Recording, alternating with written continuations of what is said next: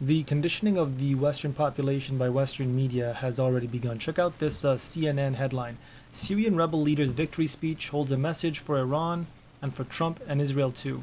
They start by introducing him as a young Al-Qaeda fighter from 2 decades ago to rebel commander espousing sectarian tolerance. This is complete nonsense. This is propaganda 101. What you have here is you have an individual who they formerly demonized, who they formerly villainized, and now that he's become convenient, they need to find a way of assimilating him into the Western idea of heroism. So how did they do that? They do that by giving him a story. They do that by making it seem that he's gone through a 20-year transformation of tolerance. He's gone from barbarity to civility. He's gone from being a villain to being a hero. He's gone from being a terrorist to being a freedom fighter. So let's just hear what this terrorist has to say. If you go down here, specifically in regards to Iran, he says that, quote, their meddling is over.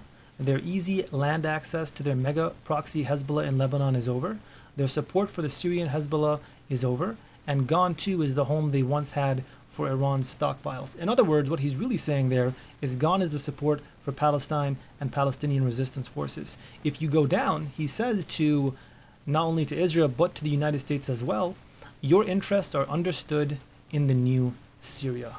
The article states that he apparently has an understanding on his part that these powers, Israel and the United States, are not only the ones who were able to prop him up, but they're the ones who can ultimately bring him down as well. So he's going to be a loyal puppet here. Joe Biden said, quote, he's saying all the right things, but insisted the rebel leader be judged by his actions. In other words, they're going to be judging him based on his loyalty and whether or not he's able to follow through.